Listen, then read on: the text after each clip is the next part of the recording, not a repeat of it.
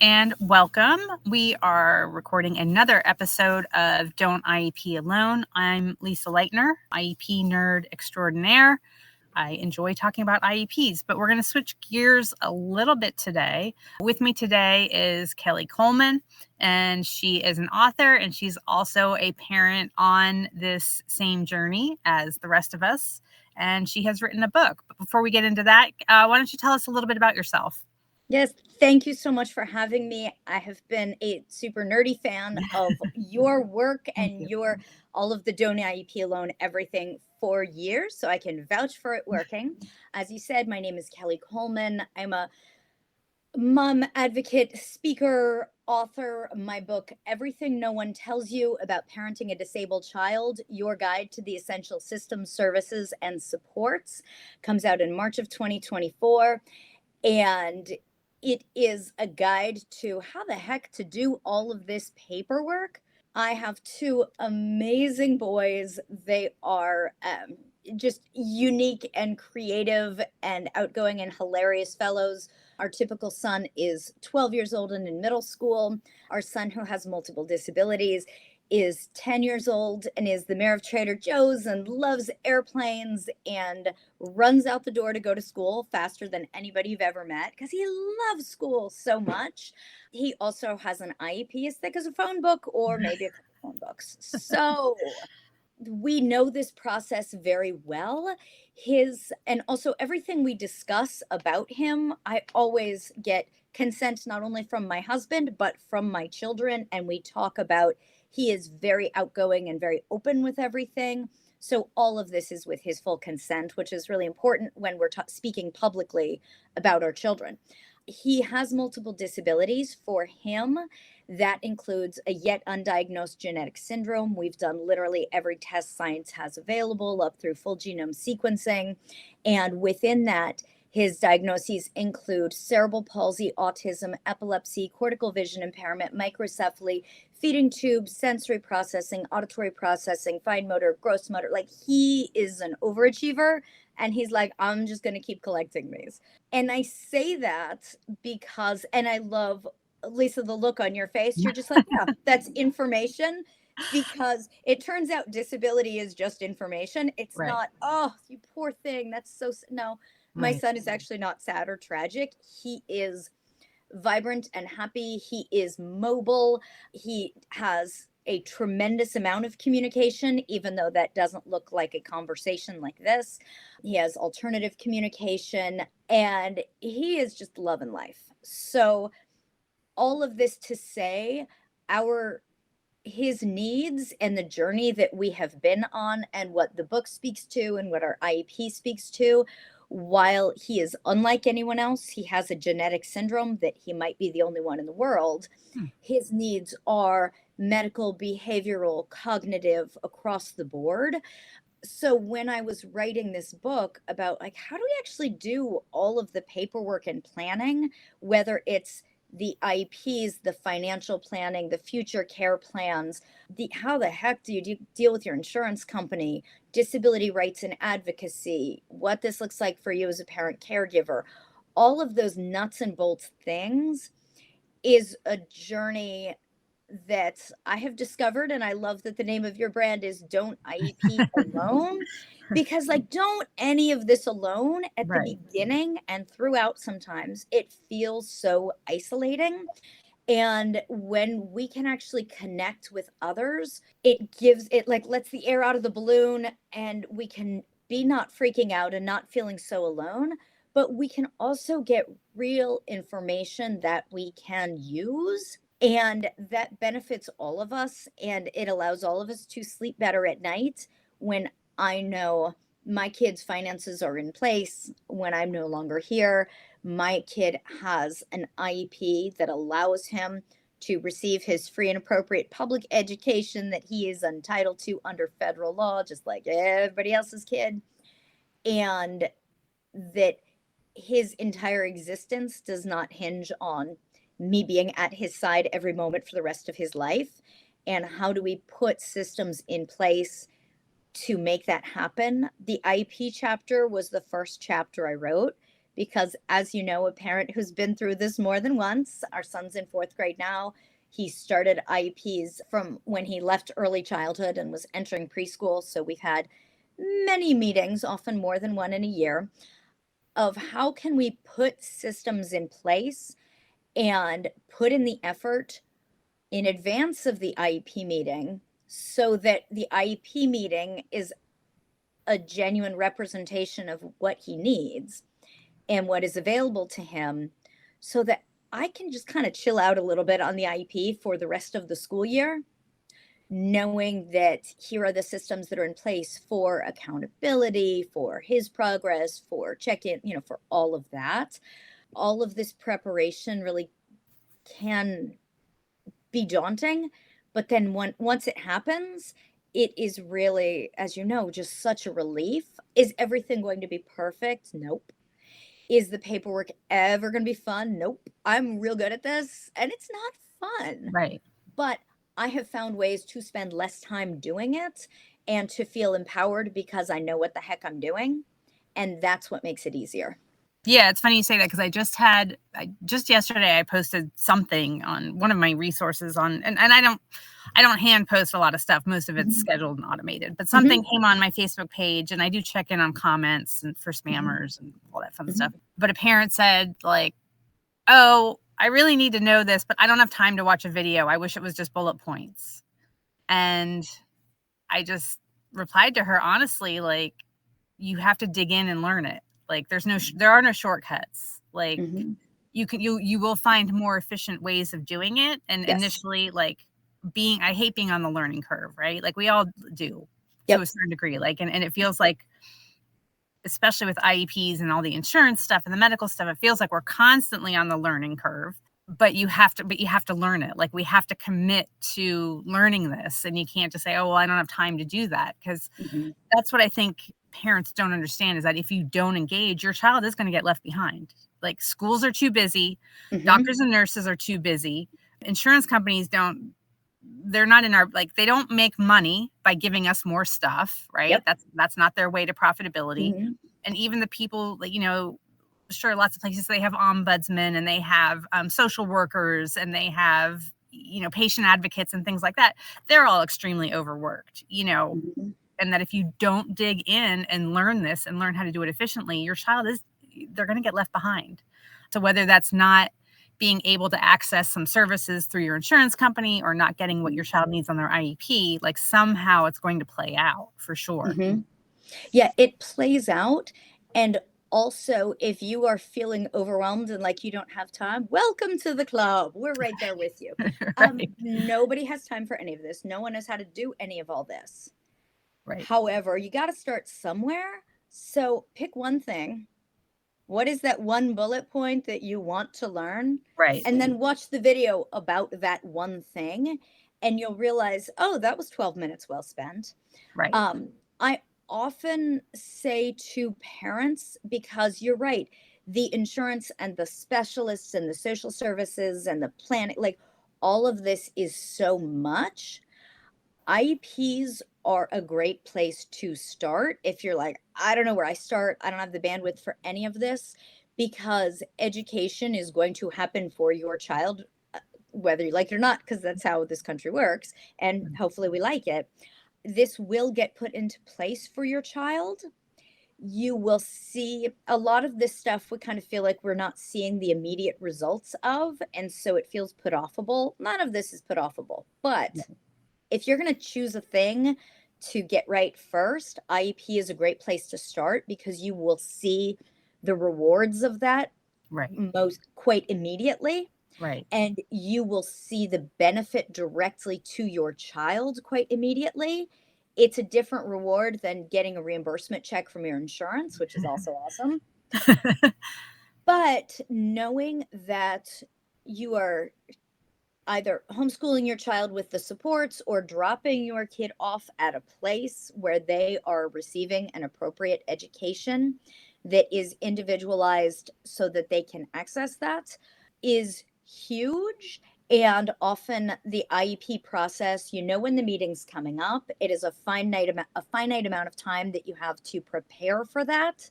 So lean into that and say, how can I educate myself, even a small amount, to prepare for this IEP meeting?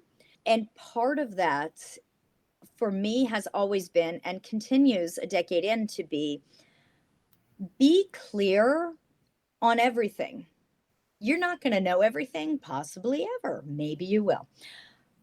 But when you encounter a word or a goal or a term or a phrase or a support that you're like, I either not quite sure what that is, or I have no idea what the heck that is, that's when you pause and you say, what does FAPE stand for? I keep Right. hearing this FAPE. What is that? Right.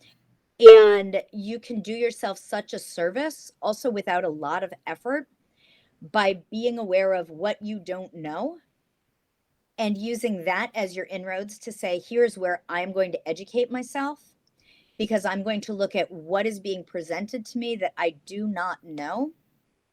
And those are the questions I am going to ask first. Yeah, and I often say we have to play the cards that we're dealt. Like Yep. it's I see friends and they're posting things that they've binge watched, or they're doing all these reading challenges, and it's this book and that book, and it's like the kind of books I read and as books like yours, right? Like I don't get to read as many pleasure books as I would have liked. I don't get to binge watch as much TV as I would like, because I do have to spend this extra amount of time doing things for my son that other parents just don't have to do.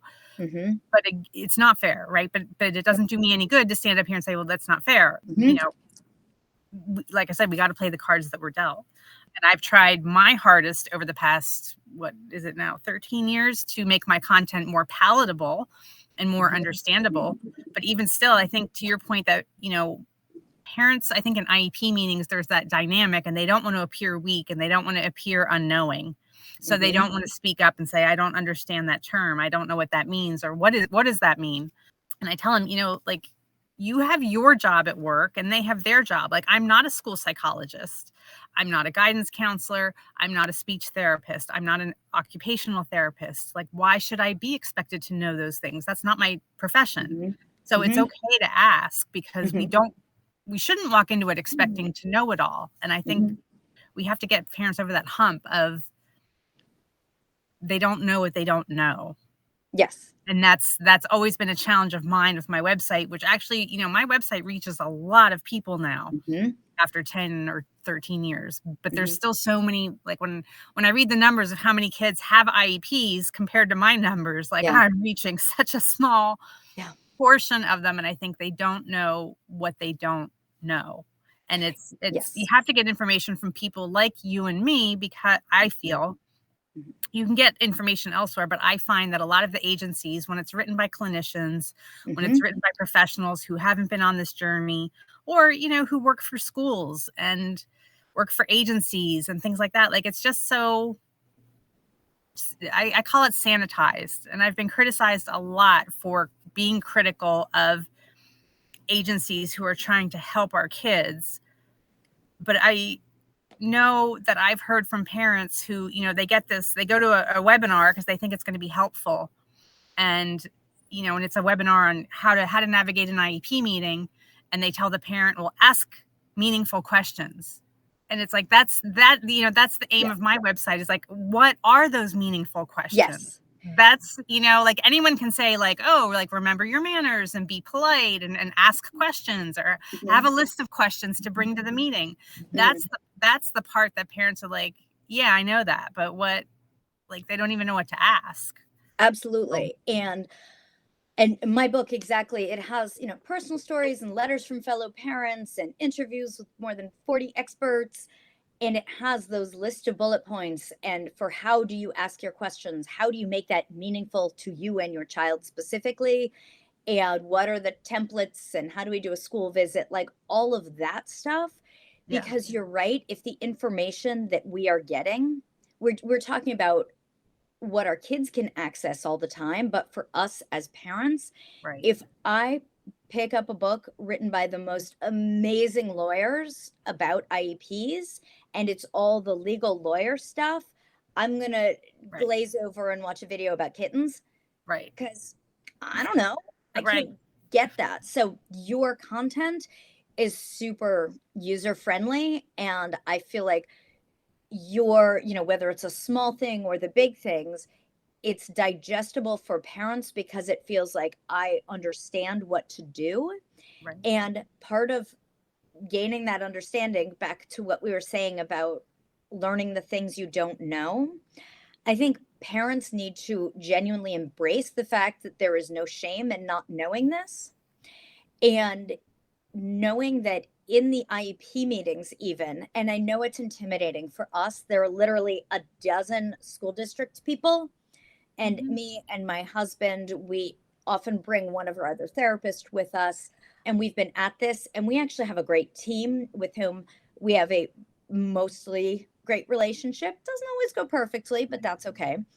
And parents need to know it is not weak to stop the meeting and say, I have great news, guys.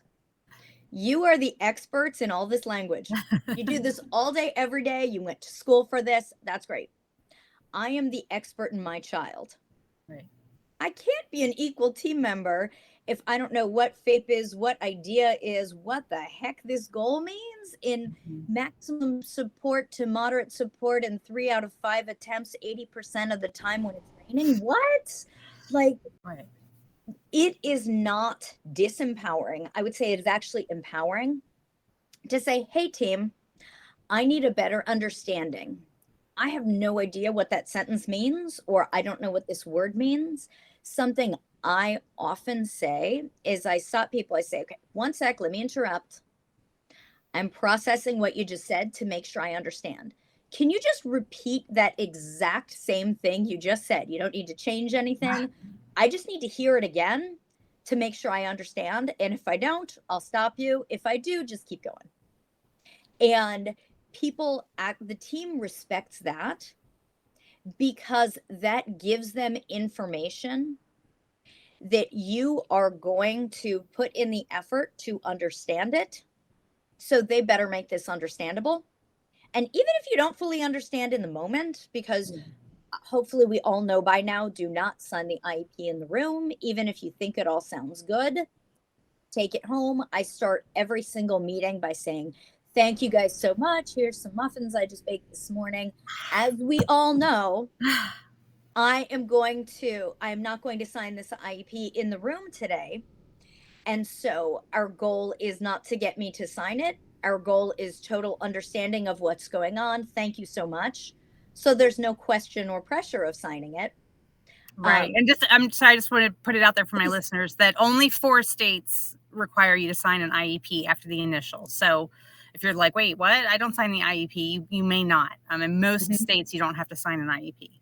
And are you able to say which states require that?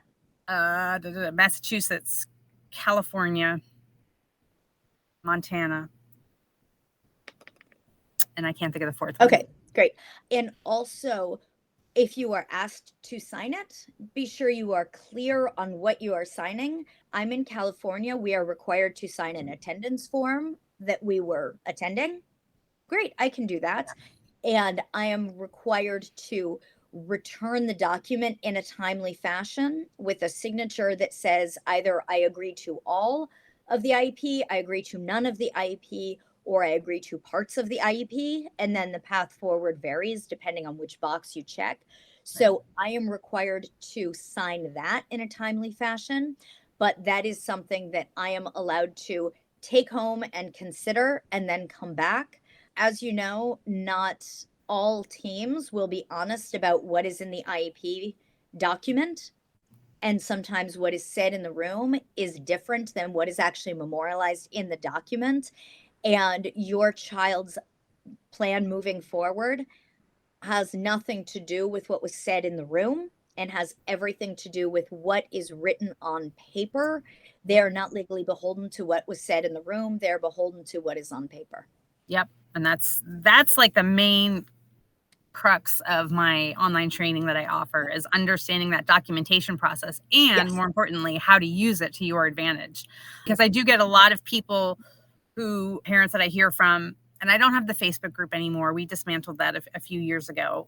But in that, there used to be one of the reasons we dismantled it was that there was so much bad advice being thrown around that it was So just like, scary. it was just a nightmare to monitor it and police it. So I was like, I don't have time for this. Like, I can't, that would be a full-time job by itself. But one of the tips that was always thrown around was, well, then don't sign the IEP. And it's like, well, that's what parents have to understand. Like, California is the biggest state. Like, and I have a lot of readers from California just because your state is so big. But unless you're in one of those 4 states, it's a meaningless piece of advice. You're not, like, they feel like it's a power move. Like, well, I'm not going to consent to this. I'm not going to agree to it. I'm not going to sign it. And it's like, it doesn't mean anything. You know, you can, because what it also only matters, like you said, what's in writing and what it says. And also, go I ahead. just want to highlight your point of parents need to think about where they are getting their information. If it's Sally the mom you've never met in a city you've never heard of, maybe she has the best advice around. Maybe she's has no idea what she's talking about. There is fantastic information available online and from other parents locally and all over the world. However, district by district, IEPs can be very different. State by state, they are absolutely different. And there are different laws in place. And child by child, they vary more wildly than anything else. People who mean well and might think they have correct information might not. Right. So gather your information. You will become more savvy the more that you do this. But be aware. I like to say anybody who is just digging in their heels and so adamant about their point of view and won't listen to another point of view, maybe look into that. Maybe fact check that. Yeah, I still use the mantra in my head that's 100-year-old advice from Dale Carnegie's How to Win Friends and Influence People. People do not like to be told that they are wrong. And even when showered with factual information that they are in fact wrong, like I can't even believe some of, and again, going back to that Facebook group that we've since dismantled, like what people would dig their heels in about, even when we would say, well, no, here's the actual snippet from IDEA and here's what it says. No, it's my school. And, and it's like, again, well, federal law. Well, and also, I think all of us would be really well served to know that that is true, that I think it is human nature for us to dig in and defend so that we appear to be right, even if we're wrong. And it is powerful for all of us to be able to say, I have learned new information, and based on that information, I have changed my position. Right. Yep. We Even should all be so lucky. Yeah. Right. If you're reading even advocacy websites, make sure that, because I do Google searches too on topics, and a lot of times the responses or search results that I'll get will be a parent training center from a different state. And like, just because that parent training center, and again, California comes up just because it's big. It's so big and so many people use it. So Google goes, oh, well, this must be the right answer. You know what I mean? And it puts all this California stuff in my feed or in my search results all the time. But you guys have your own stuff. Like, you guys we're our own planet here. You do. And it's, good, bad, or otherwise, but you have different timelines and you have more defined timelines that a lot of states don't have, the 5 days this and 5 days that. Like, we don't have that. And that's where, and again, like you said, it's well intended, but it's incorrect for New Jersey. You know what I mean? It's incorrect for Pennsylvania. Yes. Yeah. And also know that sometimes it can be tricky to get information either from your IEP team or from your division of special education. We live in a massive school district, the second largest district in the nation. So it's real hard to get through the phone maze and get a real answer. Ask your team questions like timelines. What is the exact timeline for me to return this signature page where I check yes or no or some of this? And if they say 5 days, are those 5 calendar days or are they 5 business days? Right. And always ask specifically about your timelines. because you want to know when you need to be turning things in. So, because sometimes it's going to be your fault because you screw up, but try and avoid that. Right. And also, you need to know, if I disagree with all or part of this IEP, what is the next step and what is your timeline to respond to me on that? Because you need to write that timeline on your calendar and you need to follow up with them. Some of them are intentionally nefarious, mustache twirling villains who are going to try hard to blow past that deadline, but most of them aren't. Most of them are just well meaning, overworked educators, and things can fall through the cracks, even Right. with the best of intentions. Don't be afraid about following up. You can do it in a way that you don't sound like a jerk or you're not annoying. And just, hey, the deadline is coming up. I wanted to make sure that X, Y, and Z happens. And I often add, how can I be of assistance in making this happen? Right. And the Yeah. answer is generally, there's nothing you can do. Thank you so much for the email. Because frankly, I usually don't want to do anything. Right. But if it means it gets my kid's IEP in place sooner, yeah, I'll do a thing.